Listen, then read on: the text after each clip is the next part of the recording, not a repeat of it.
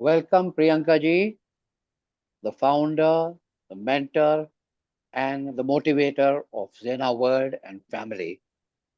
We wish you all the best in these efforts today. Thank you, Priyanka ji. May you take the mic now. Thank you, sir. Thank you so much. Hmm. I hope everyone knows what we are going to talk about it. Yes, Priyanka ji. Please repeat for me.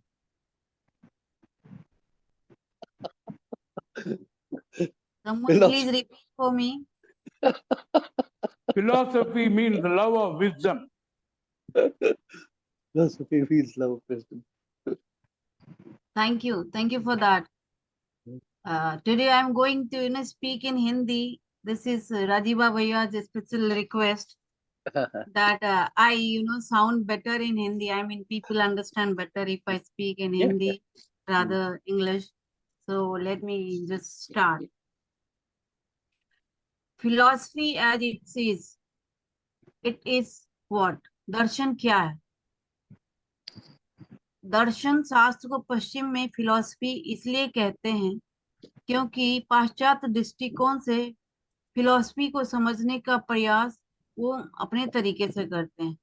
भारतीय दृष्टिकोण में इसका जो aspect है एकदम अलग हो जाता है। इसे दर्शन के रूप में देखते हैं, जबकि पाश्चात्य संसार में यह सिर्फ फिलॉसफी होता है। यहाँ फिलॉसफी जो शब्द बना है वह दो शब्दों से मिलकर बना, फिलॉस तथा सोफिया।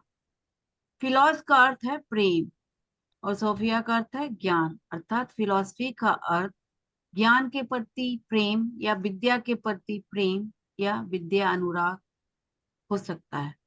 भारत में फिलॉसफी को दर्शन कहा जाता है। दर्शन शब्द की उत्पत्ति संस्कृत भाषा की दृश्य धातु से हुई है, जिसका अर्थ देखना या जिसके द्वारा देखा जाए होता है, या दृश्यते यथार्थ तत्व मनेन, यानी कि जिसके द्वारा यथार्थ तत्व की अनुभूति हो वही दर्शन है। अर्थात भारत में दर्शन उस विद्या को कहा जाता है जो तत्व का साक्षात्कार कराती है। उपनिषदों के अनुसार दृश्यते अनेन इति दर्शनम, मनुष्य में चिंतन करने का गुण विद्यमान है। मनुष्य एक ऐसा प्राणी है जो सोच सकता है। सोचने के गुण के कारण ही मनुष्य पशुओं से भिन्न है। मानव में विवेक अर्थात बुद्धि की प्रधानता है, जिससे वह विश्व की विभिन्न वस्तुओं को देखकर उनके मूल स्वरूप को जानने की कोशिश करता है। मानव की बौद्धिकता उसे अनेक प्रश्नों के उत्तर जानने के लिए बाध्य करती है, जैसे कि विश्व का स्वरूप क्या है, विश्व की उत्पत्ति किस प्रकार और क्यों हुई है, विश्व का कोई प्रयोजन है अथवा यह प्रयोजनहीन है, ईश्वर है अथवा नहीं है, यदि ईश्वर है तो उसका स्वरूप क्या है, ईश्वर के अस्तित्व का क्या प्रमाण है, आत्मा क्या है, आत्मा का शरीर से क्या संबंध है, जीव क्या है, जीवन का परम लक्ष्य क्या है, सत्ता का स्वरूप क्या है, ज्ञान का साधन क्या है, शुभ और अशुभ क्या है, चित और अनुचित क्या है, नैतिक निर्णय का विषय क्या है। अब सवाल आता है व्यक्ति और समाज में क्या संबंध है। जब हम इसे समझ लेंगे तब जितने प्रश्न हैं उसको भी समझने की कोशिश कर सकते हैं। दर्शन इन्हीं प्रश्नों का युक्तिपूर्वक उत्तर देने का प्रयास है। दर्शन में इन प्रश्नों का उत्तर देने के लिए बुद्धि का प्रयोग किया जाता है। भावना या विश्वास का सहारा नहीं लिया जाता। इन प्रश्नों के उत्तर मानव अनादिकाल से देता आ रहा है और भविष्य में भी हमेशा देता रहेगा। इन प्रश्नों में से बहुत से प्रश्नों के बारे में सामान्य से सामान्य व्यक्ति सोचता है और अपने विवेक के अनुसार खोजने का प्रयास करता है।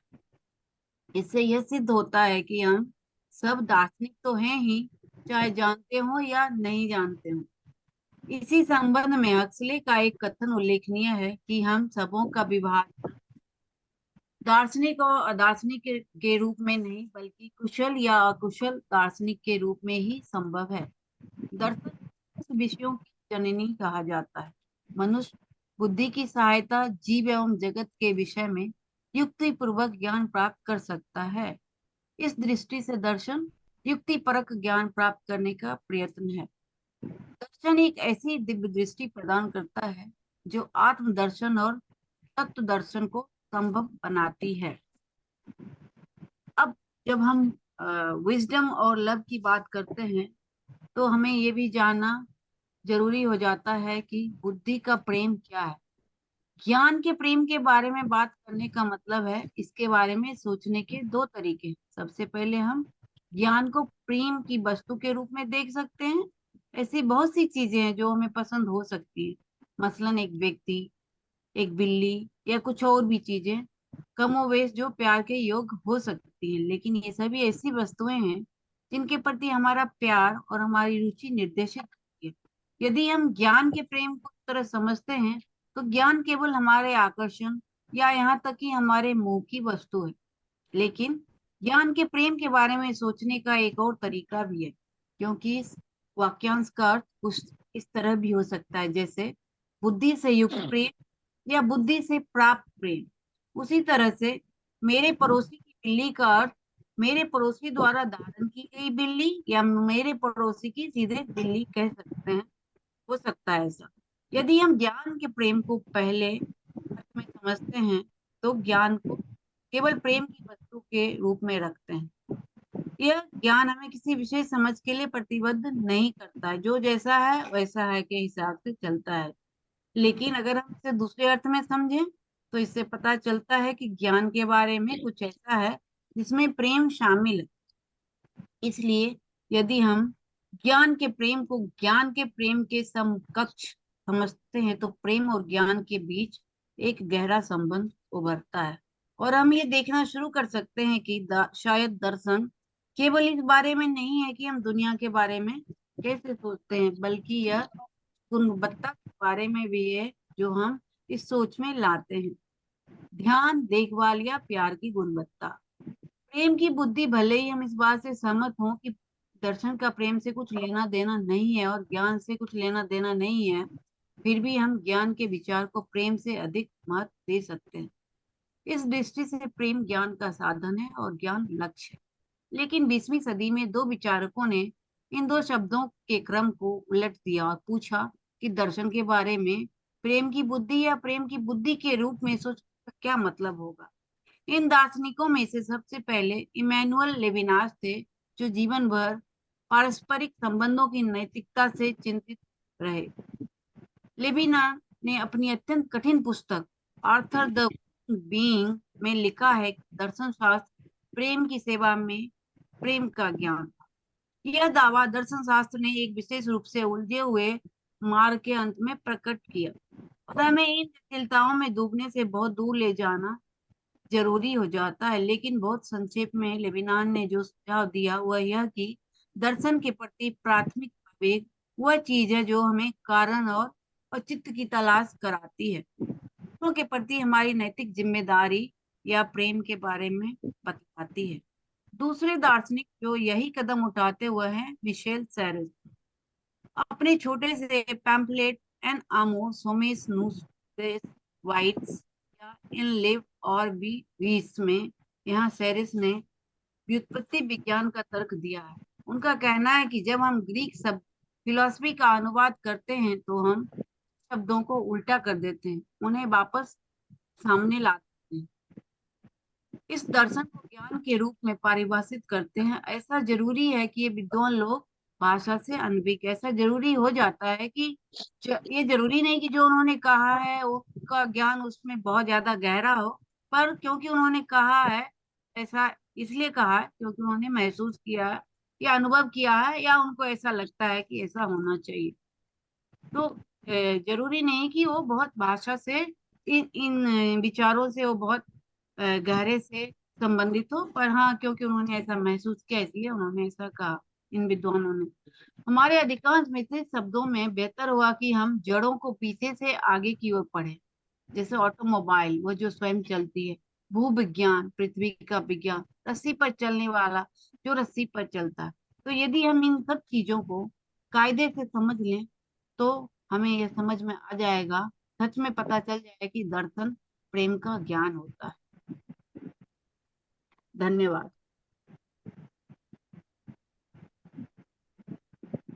सवाल हो तो पूछ सकते हैं। वैसे मैंने बहुत सारे सवाल पहले से ही आपको इस जो लेख में मैंने पहले ही प्रस्तुत कर दिया है। और भी बहुत सारे सवाल हैं जो पता नहीं, अगर मैं बोलूंगी तो आप लोग ज्यादा कंफ्यूज हो जाए, इसलिए मैंने सोचा पहले आपसे पूछें। अगर कोई सवाल हो तो आप आगे पूछ कर सकते हैं, नहीं तो इससे रिलेटेड और भी सवाल हैं जो मैंने नोट किया हुआ है लोगों के लिए।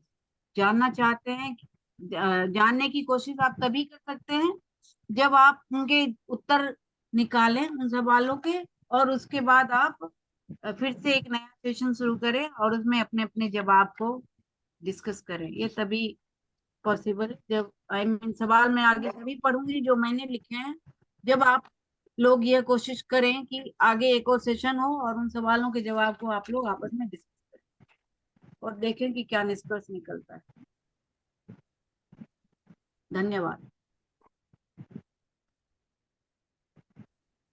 फिलहाल तो कोई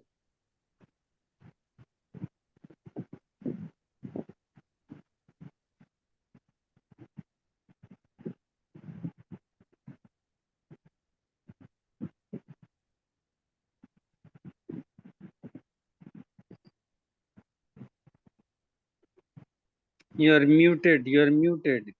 किसी का कोई सवाल नहीं है? नहीं, सवाल तो नहीं है। अभी आपने बहुत अच्छा पढ़ा, बहुत अच्छा समझाया, और एक मतलब अज्ञात आदमी जैसे मैं भी थोड़ा बहुत समझ गया। तो बहुत बहुत धन्यवाद, और आप जारी रखिए session.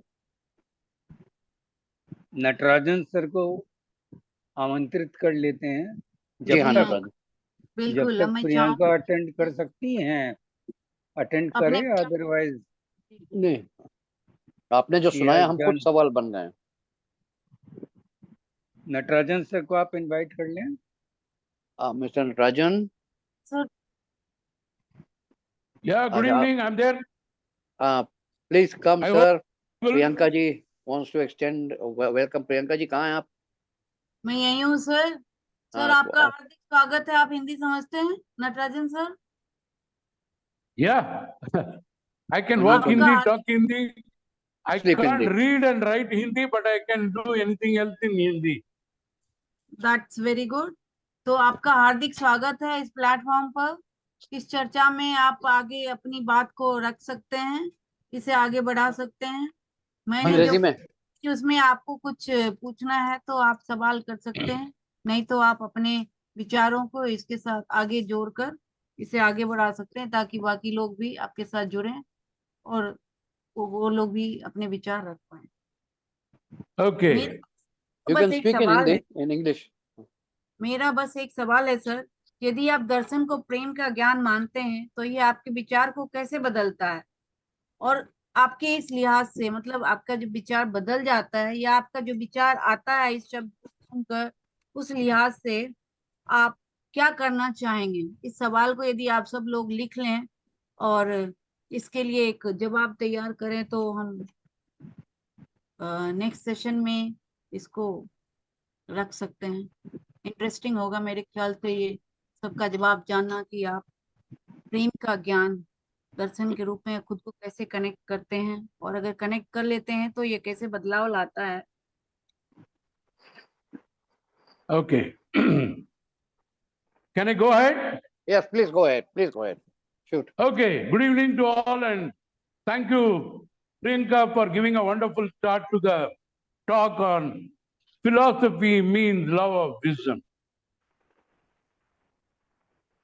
First, let's understand wisdom and bring the connection of philosophy to it.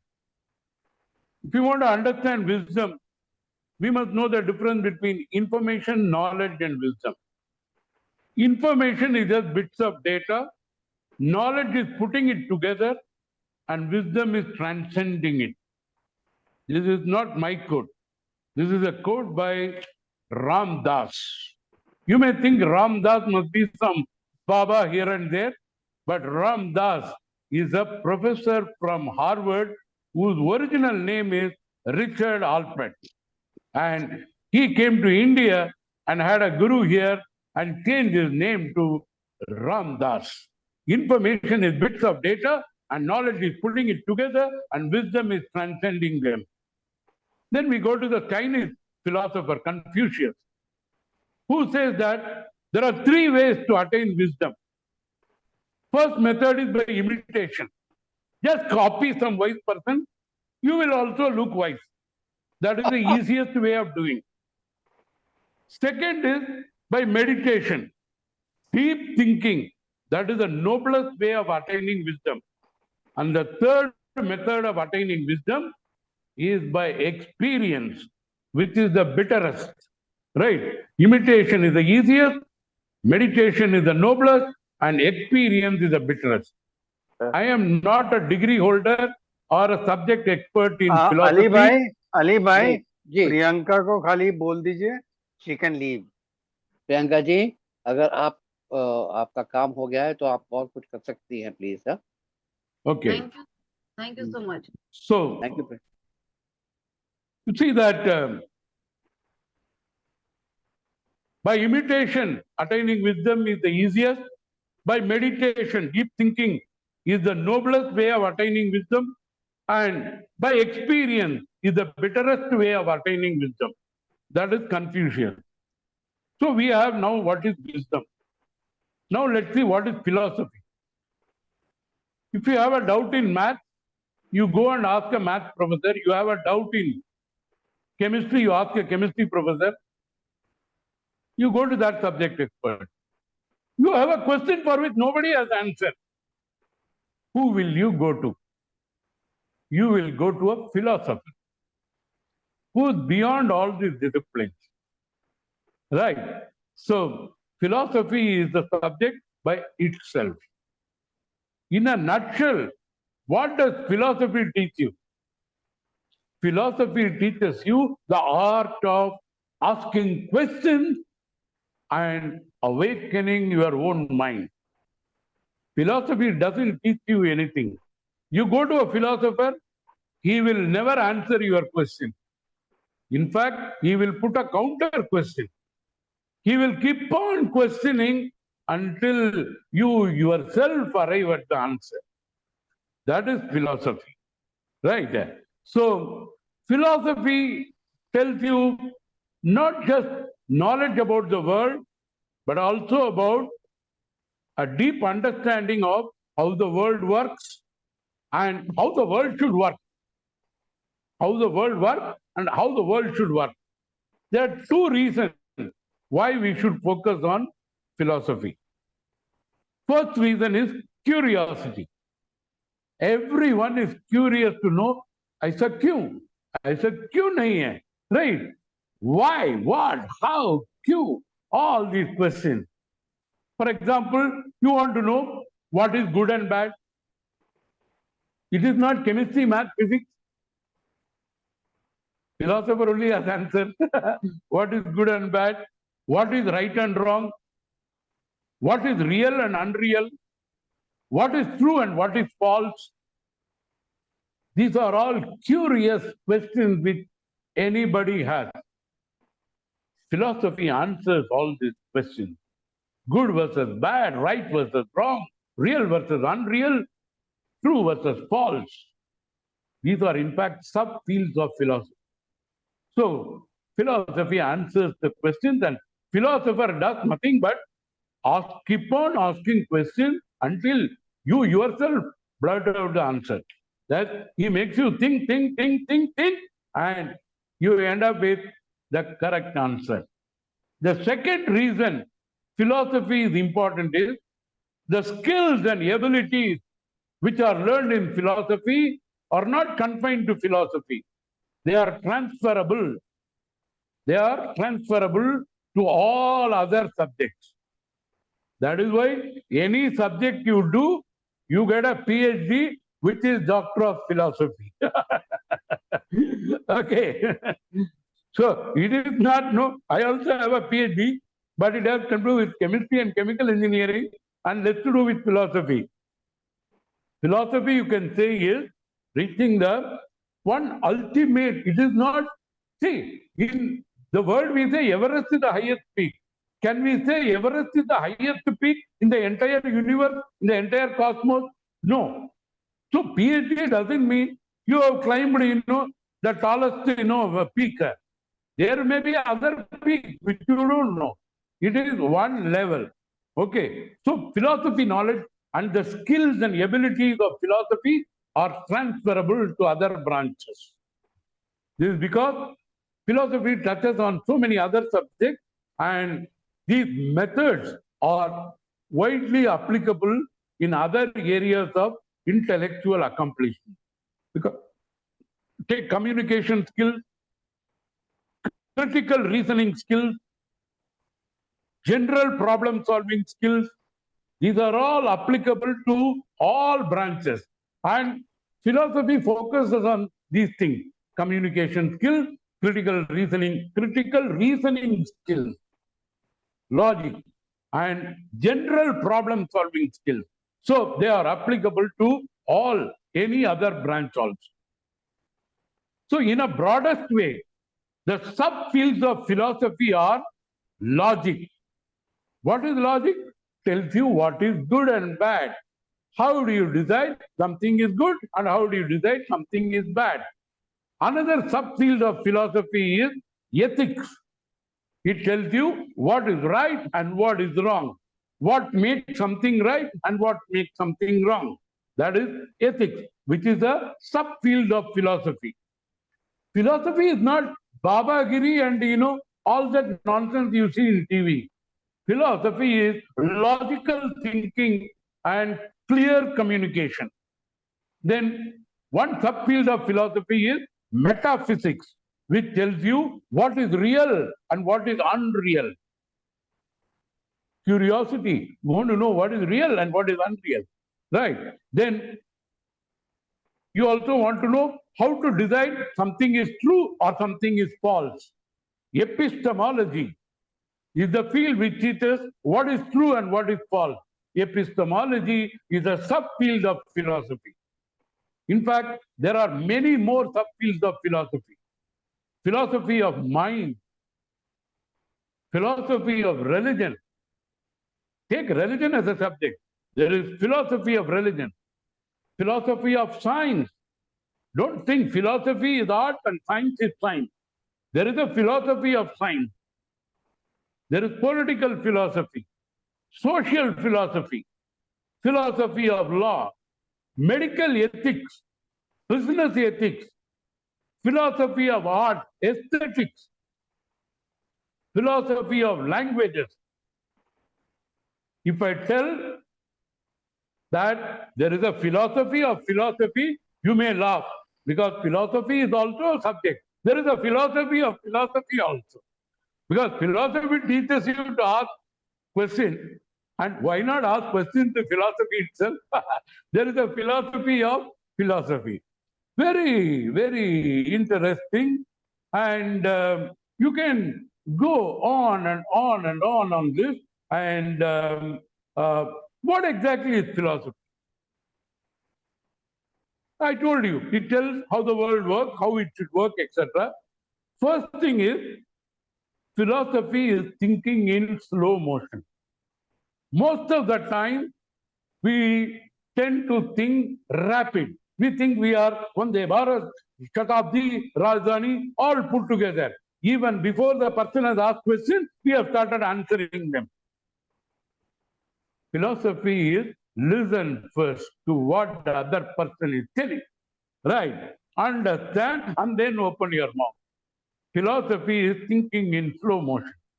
I always give the example of everyone knows Sri Sri Ravi Shankar, Art of Living. And after the initial thing, he wants to tell all the audience, lakhs of people sitting in front of him, close your eyes. Suppose, Ravi Shankar ji says, close your eyes. Do you think all fellows will close the eyes? No, some fellows will think, let's see what's happening. But he doesn't do it that way. You see the way he does? Close your eyes. Sab so gaya. Slow motion. Philosopher's knack is slow motion. Right there. Mal gadi. Aram se. Okay. So, and there is a philosopher from the University of California, John Campbell, who says that philosophy breaks down, describes, and assesses moves we ordinarily do at great speed.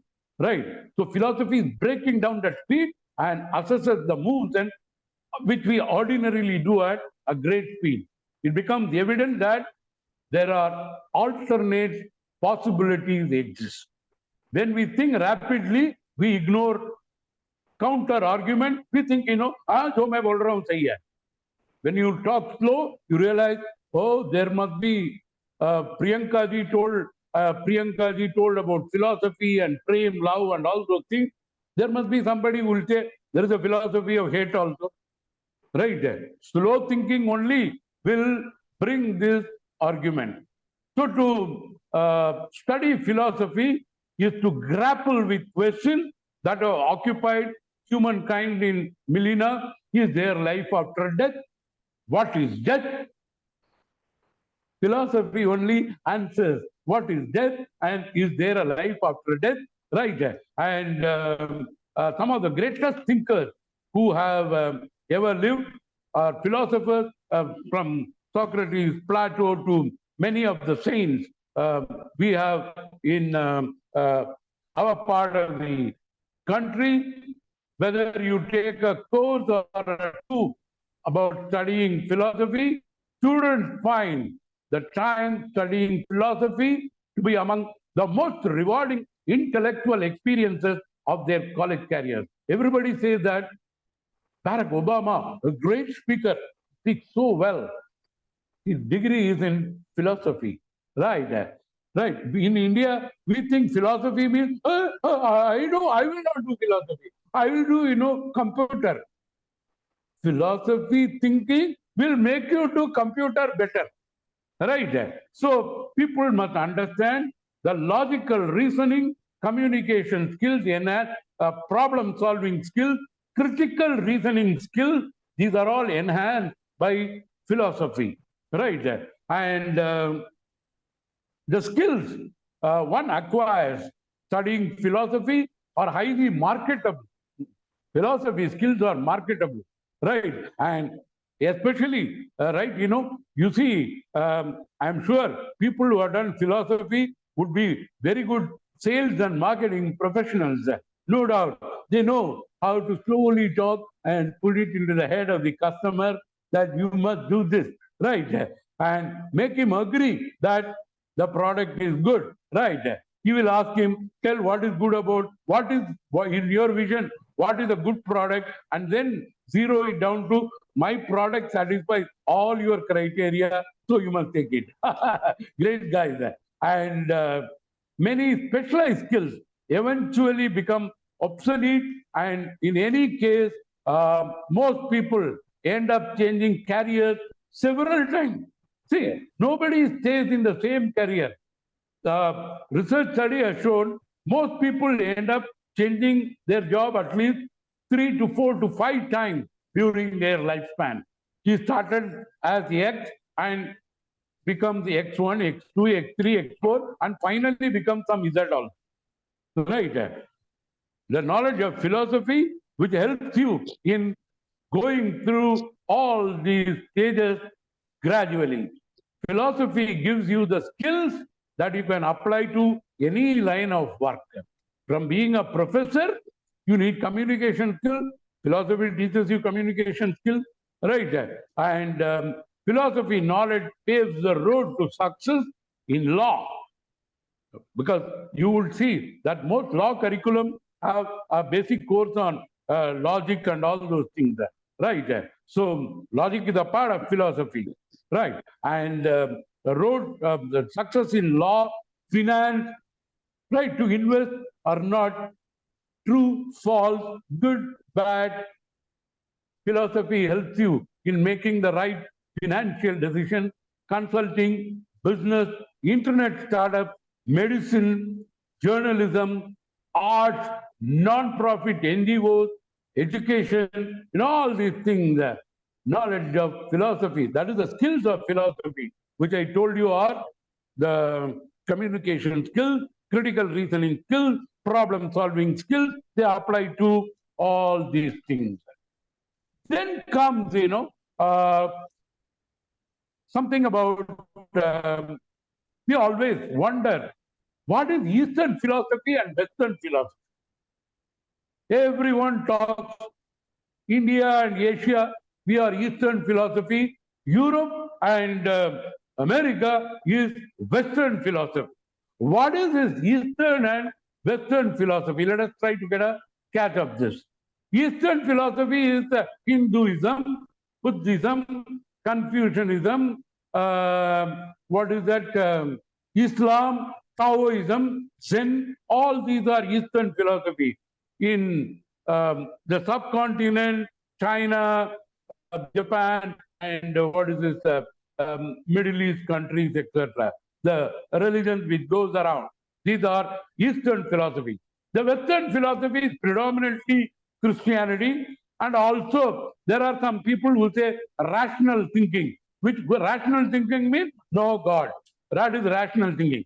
There is no God. God does not exist. If you say that, you are Western philosopher. Then such scientific people think, all this religion and all these things are, baseless, without proof, and so they are not scientific methods. So these people are all Western philosophy. Then you come to some of the main principles. The Eastern philosophy is cosmological study, whereas the Western philosophy is sort of feeling oneself, right, in an element of the divine, right? The Eastern philosophy focuses on cumulative or community factors, whereas the Western philosophy focuses on individual. Father doesn't care about son. Son doesn't care about father. That is Western philosophy. In Eastern philosophy, we care not only बगल वाला घर के बच्चे को भी हम ख्याल रखते हैं. So community, collective feeling, right? So there is a whole lot of difference. The connection with the religion in Eastern philosophy is integrate. It integrates one's life with the religion, and in Western philosophy, it opposes. It says, forget religion, believe in science. That is Western philosophy. And the Eastern philosophy has a systematic approach for searching for the truth, whereas in the Western philosophy focuses on individual events, right? And let's see some more differences. Search for truth. सच क्या है? This is one question everybody has, right? We say in Rig Veda, सृष्टि के पहले कुछ सच नहीं था, असत्य भी नहीं था, अंतरिक्ष भी नहीं था, आकाश भी नहीं था.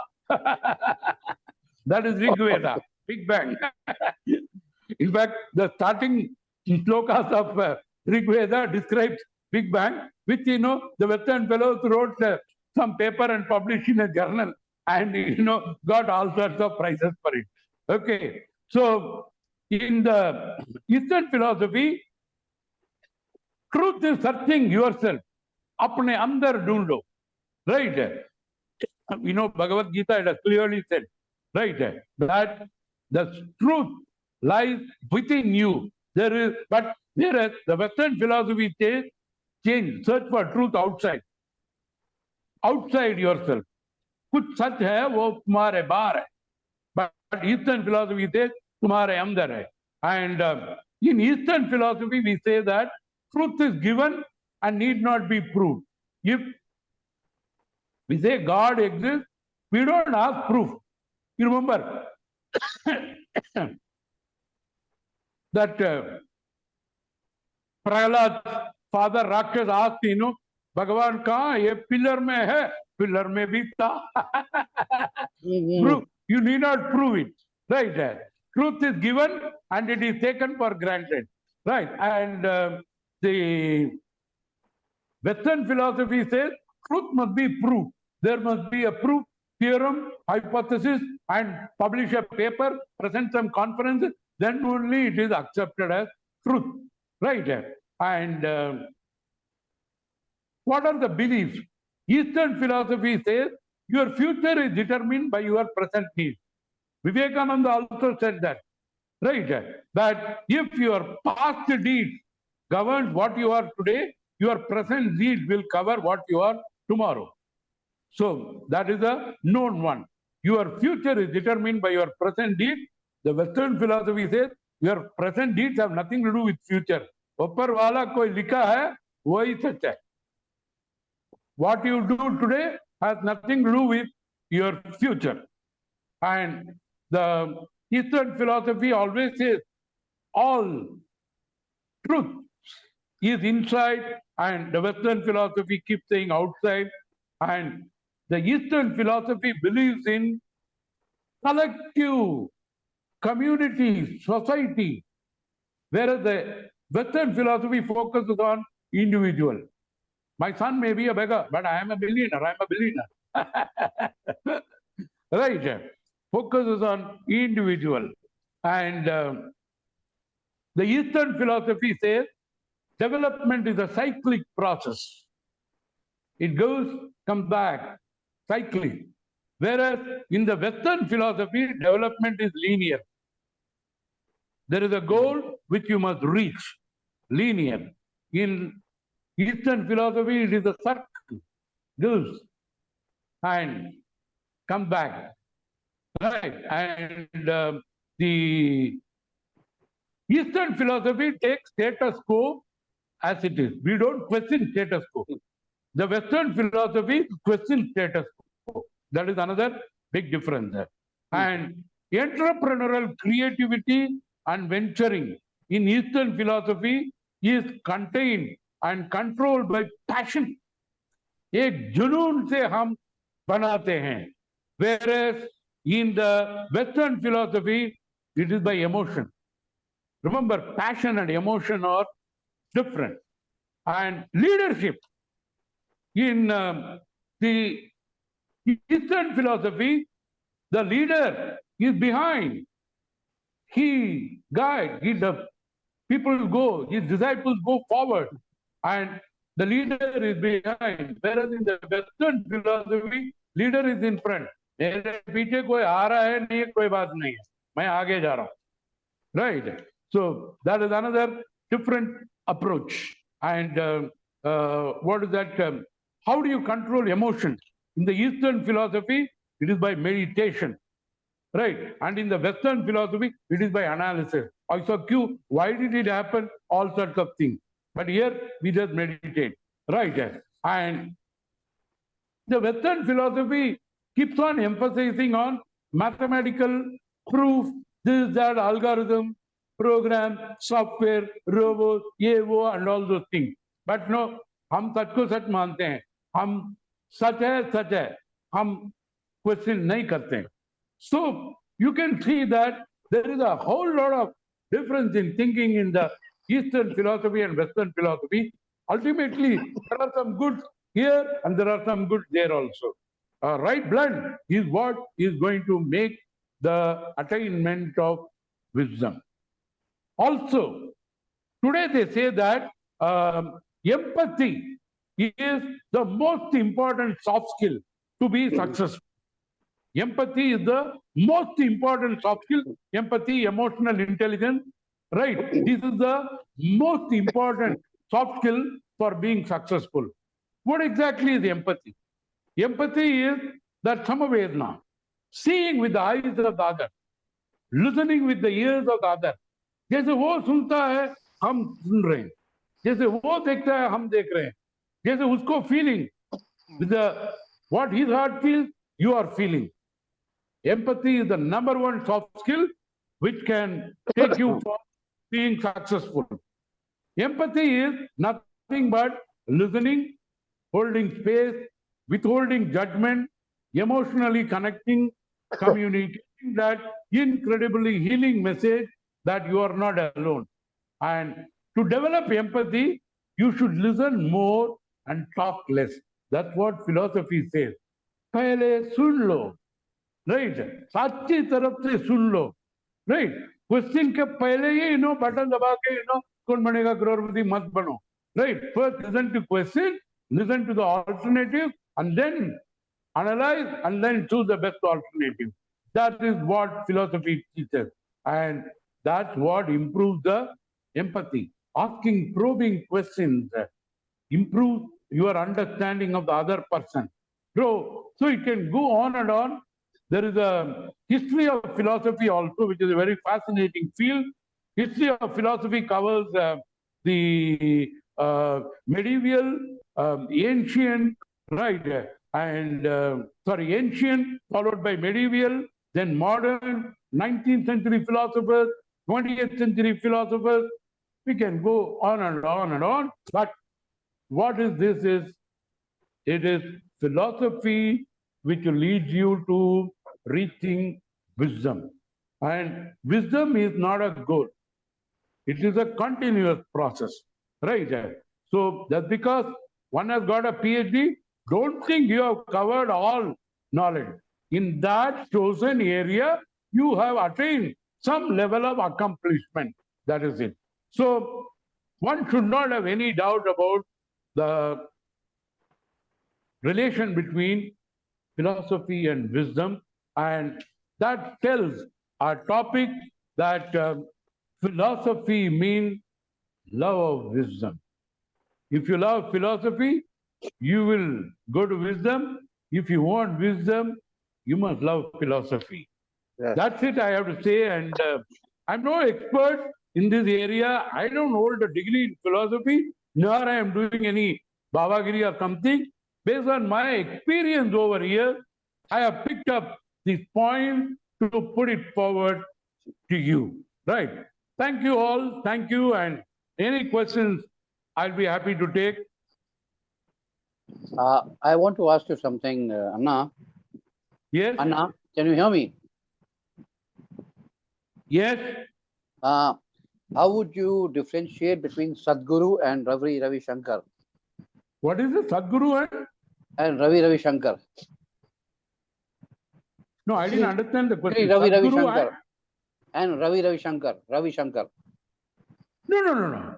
We are not here to do comparison of, No, who's a philosopher? Who's a guru? Who's a guru? Who's a philosopher? No. Let me see. If you ask personal opinion, Yeah. I would say Ravi Shankar is more sensible than Sadguru. Yes. I will tell you one example. Sadguru's one lecture I heard, he says that when water flows through a pipe, it becomes poisonous. And when this water is put in a copper vessel, which is sold by Sadguru Ashram, it becomes pure. Yes. So in fluid mechanics, right there, there is, you have, viscosity, velocity, flow. Where is the poison coming? Yes.